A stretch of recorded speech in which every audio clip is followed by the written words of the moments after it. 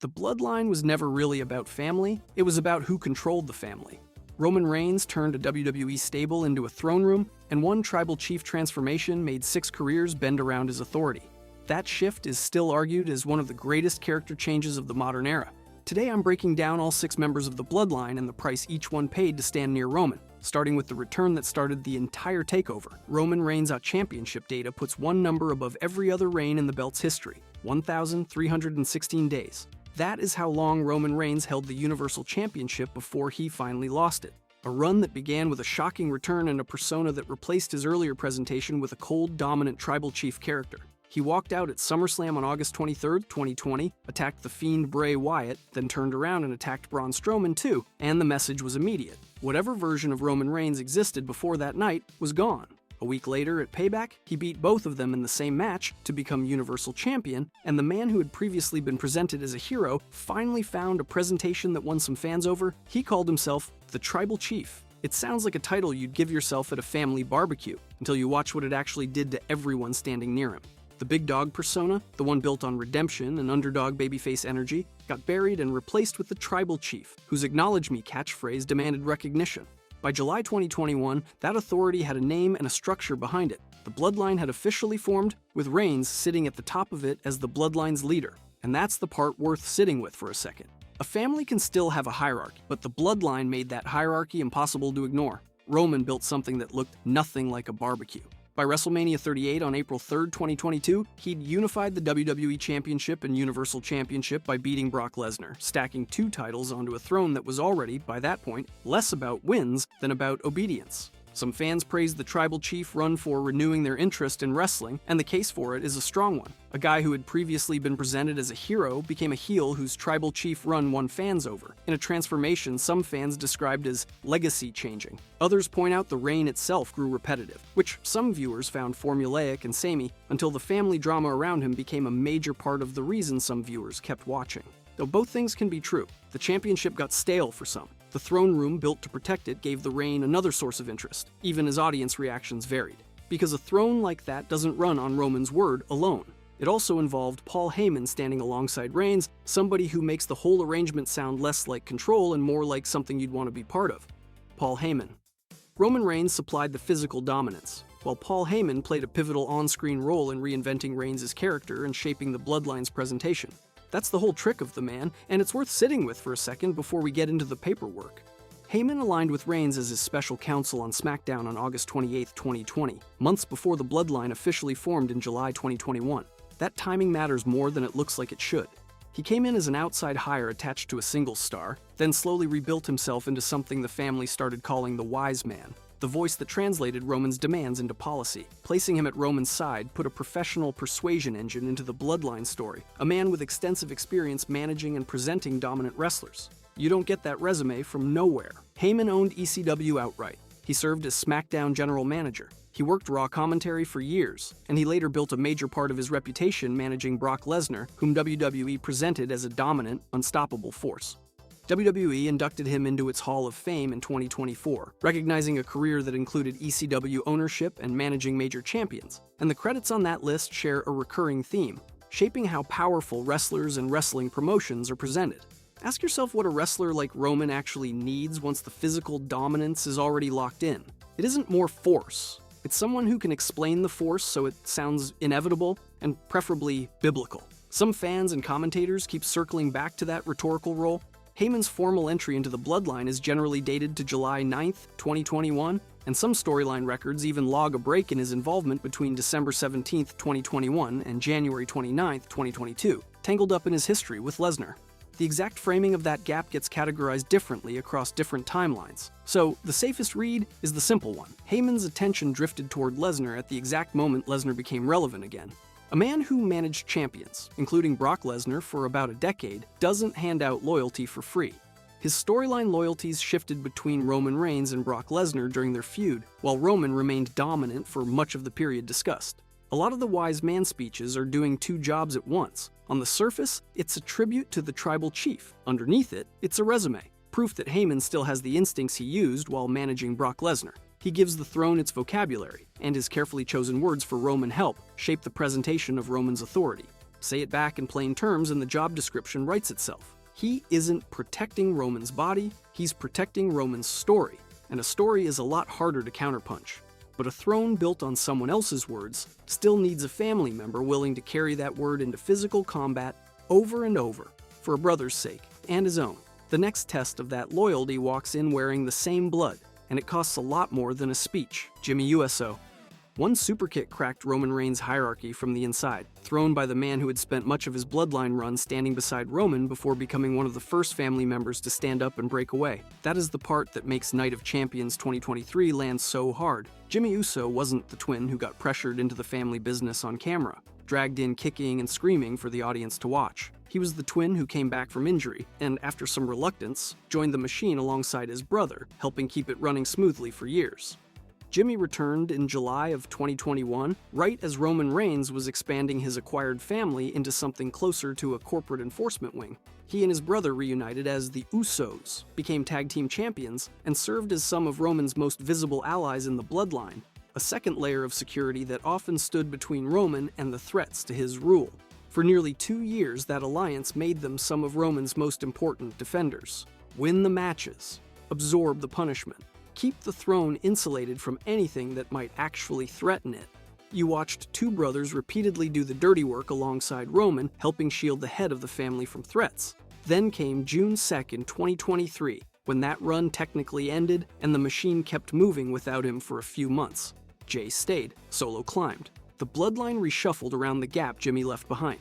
He found his way back into the fold that September, but the return didn't last. Jimmy's second stint inside the bloodline lasted only until April of 2024. Short window, same explosive ending as the first.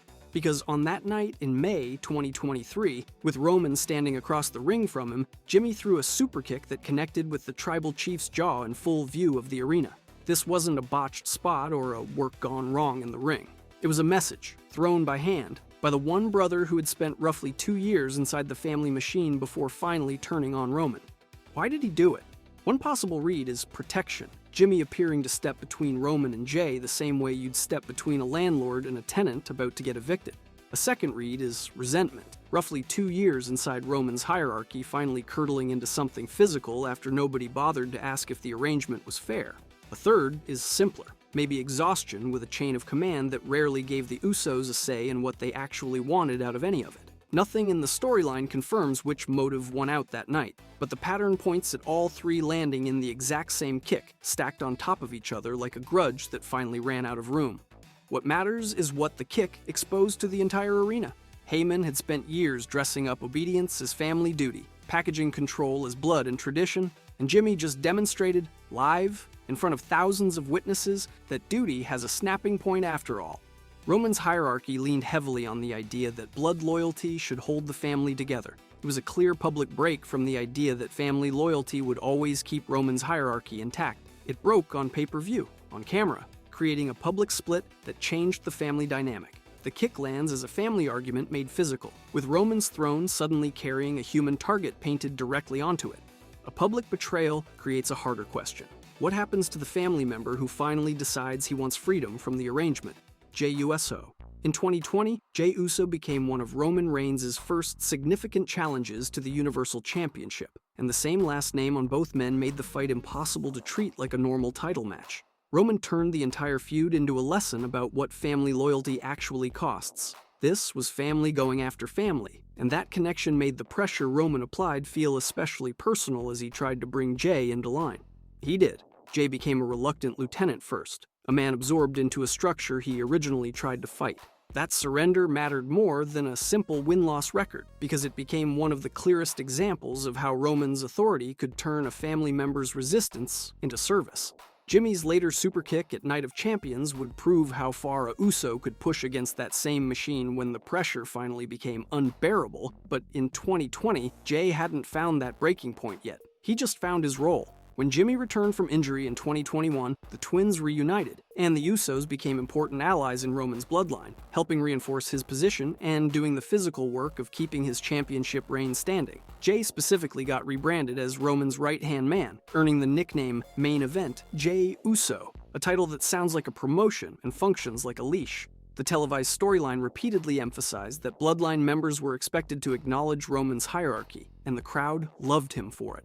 That's the part that got weird. Jay's crowd reactions grew noticeably stronger over time. His merchandise sold, his in-ring performances helped make him a highly popular and credible performer with many fans, and none of that popularity was something Roman scripted or wanted for him personally.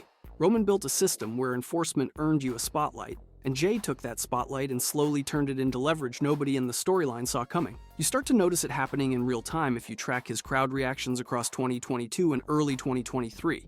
He stopped feeling like backup and started feeling like a major reason fans wanted to see where the story went. That popularity created the exact tension the throne depends on avoiding. A family enforcer who becomes bigger than the family quietly redefines what the hierarchy is for, one cheer at a time. Every year, Jay spent as Roman's right-hand man built his stock with the audience while the specific, personal version of him, the guy underneath main event Jey Uso, kept shrinking into whatever the role required that week. Ask yourself what happens to a person when the character built to serve someone else's throne becomes more beloved than the throne itself. Jay eventually stepped away from Roman's original bloodline structure, stepping out of the enforcer role that made him famous and into a more independent path that drew on the connection he'd already earned with the crowd. His run afterward carries real weight in this saga precisely because of what led into it. A documented feud that started as a threat to Roman's title, years spent enforcing Roman's rule alongside his twin, a nickname that made his obedience sound heroic, and then an exit that let him claim a more independent identity, one that belonged to him and not just to the family throne. That sequence is the emotional spine the entire bloodline story runs on, the proof that a family member can gain a title, a crowd, and a legacy while the throne slowly hollows out the man wearing it. Jay's departure exposed exactly what that building had cost him the entire time, years of it, paid out quietly while the crowd often responded strongly to him. The bloodline had already shown the audience that loyalty could break a person from the inside, quietly, over years, while the crowd often responded strongly to him. But once one family member proves the throne can be walked away from, the structure needs something else entirely to hold. After a family member walks away, the throne needs a replacement strong enough to protect its future and severe enough to enforce its rules. Solo Sikoa. Drew McIntyre had Roman Reigns beaten. The referee was down, the finish was slipping away from the champion in real time, and then a surprise newcomer appeared at Clash at the Castle on September 3, 2022, and put McIntyre through a table. WWE later identified the surprise interferer as Solo Sikoa after he had cost McIntyre the championship match. He was the younger brother of Jimmy and Jey Uso, and his entire job interview lasted about 4 seconds of violence. That's the kind of arrival that skips the usual build-up. A surprise appearance at Clash at the Castle followed by an official place in the family on the next episode of SmackDown. Jay needed years of pressure and guilt to earn his place next to Roman. Solo needed one surprise interference to make his presence in the bloodline immediately consequential, and a bloodline he was born into. He'd come off an NXT run, and shortly after joining the bloodline, he won the North American Championship, so this wasn't a green rookie thrown into the fire. This was a credentialed athlete slotted directly into a family structure that had been building since 2020, and once he was in, Solo was often presented primarily through his actions rather than through dialogue. Heyman got the microphone, Jay got the emotional arcs, Solo got positioned by the ring, arms crossed, watching, occasionally putting someone through a table when the family's diplomacy ran out. For a significant part of his early bloodline presentation, Solo was portrayed primarily as a quiet enforcer. Watch what that quiet actually does inside the group. Several other members of this family talked their way into the audience's head. Heyman with the speeches, Jay with the tears, Roman with the threats delivered like scripture. Solo was often presented as a physically imposing enforcer rather than as the group's main speaker. A relatively quiet enforcer can become one of the group's most intimidating figures, and that silence became part of the role Roman and Heyman had taught him to inhabit. Then Jay left. He turned on the family, feuded with Roman directly, and walked out as a single star chasing the identity this whole video keeps circling back to. That exit meant the bloodline lost a member whose loyalty had carried significant emotional stakes. Somebody still had to be dangerous. Solo was already standing right there, arms crossed, waiting for exactly this. After WrestleMania XL in April 2024, the framing around Solo changed fast. Roman was gone from television for an extended stretch. Heyman aligned with him. Solo didn't fill the gap by mimicking Roman's old routine. He built a new version of the bloodline out of Tama Tonga, Tonga Loa, and Jacob Fadu, running it like the head of the table rather than the muscle standing next to one. The enforcer started making the calls. The guy who used to wait for instructions was now presented as the leader. Whether Solo's later leadership was planned from the start back in 2022 or developed only after the original group began falling apart is not established by the evidence here. The evidence here contains no confirmation that a 5-year blueprint for Solo's leadership existed when he debuted. What the pattern does show is a title run in NXT, a violent entrance timed to the exact moment Roman needed rescuing, roughly 2 years of quiet proximity to power, and a leadership claim the second the throne sat empty. Call it a plan or call it opportunity recognized in real time. The shape of it lands the same either way. The former enforcer went on to lead his own version of the family, though that leadership later began to fail. That's the part that should bother you if you've been paying attention to how Roman built this whole operation. He recruited protection, not competition, someone to absorb violence so he wouldn't have to swing first. But authority built on someone else's willingness to hit first has a flaw baked into the arrangement. The person swinging the hammer eventually notices he's the one holding it. Solo didn't need a speech to make that point, and honestly, given how little he'd been given to say for most of 2 years, he probably couldn't have delivered one anyway. He needed one WrestleMania season without Roman around to remind everyone who'd actually been running the enforcement side of the family business the whole time. Roman spent years teaching his family that loyalty gets rewarded with violence deployed on his behalf. Solo just proved that the same lesson works in reverse. And a bloodline that hands out that kind of power has to trust that whoever's holding it always wants to hand it back. A successor can inherit the weapon. The evidence here does not establish whether anyone in the family had accounted for an elder who decides he can claim the meaning of family honor for himself and challenge the balance of power built to protect one man's throne. The Rock, Roman Reigns, spent years leading an empire built around the idea that family loyalty answered to his authority, even as the Bloodline's membership changed around him. Then, on February 16, 2024, Dwayne Johnson appeared on SmackDown and joined the Bloodline, and the question of who actually got to define the family was suddenly up for grabs.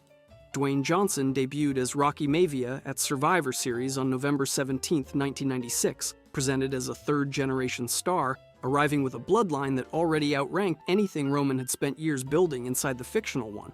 His father was Rocky Johnson. His grandfather was High Chief Peter Maivia. That is not a storyline detail. That is the actual family tree, sitting there in real history long before anyone wrote a single Bloodline segment. 8 WWE championships later, his fame already outweighed Roman's authority before either man said a single word about family, and that imbalance alone is what made his arrival dangerous. Think about what Solo's enforcement actually protected. It protected a hierarchy presented as led by Roman, with the other members operating beneath his authority. The Rock walked in from a direction the chart never accounted for, above it, with a resume that made him one of the most accomplished people in the room. When a man with 8 championships and a surname that predates the entire storyline calls himself family, the hierarchy suddenly has no slot ready for him. It has to be rebuilt from scratch around whatever he personally decides family means. Ask yourself who wins a fight like that just by following orders. A nobody? Because orders were never the tool built to settle something this size. The eyebrow was gone. The familiar presentation gave way to the final boss, a colder corporate villain dressed like a man who had already won the argument before it even started. The 2024 storyline put The Rock and Roman Reigns side by side atop the Bloodline, and that alone raised an obvious question with no clean answer sitting anywhere in front of the audience. Was Roman still the head of the table, or was he suddenly just the guy sitting closest to someone who actually owned it? At WrestleMania XL Night 1, the answer got physical. The Rock and Roman teamed up against Cody Rhodes and Seth Rollins and won, a result that did a lot more than simply fill out a card. His involvement changed the terms of Cody's title story right there. The Rock's alignment with Roman Reigns changed the shape of the Bloodline storyline immediately, and the match was framed as a Bloodline affair, with the family conflict moving into the ring. Jey Uso's exit had already happened by the time any of this played out. He left the Bloodline in June 2023, after the falling out with Roman and Jimmy, a man who'd already paid for his independence with a strained brotherhood.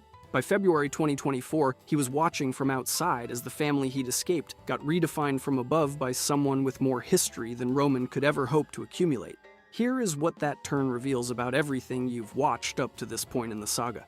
Many of the Bloodline's acts of loyalty, enforcement, and betrayal revolved around Roman's leadership and the family's internal conflicts. And The Rock's final boss turn tested that leadership the moment he stood next to Roman and calmly called it family business. Solo enforced Roman's word. Jimmy Uso was presented as one of the family members operating within Roman's bloodline. Jey escaped it at real personal cost. Sami exploited the cracks running through it. The Rock's arrival showed that the bloodline's leadership could still become contested. They were fighting over a name, and a name outranks a title belt the exact second someone with enough history decides to reach up and claim it.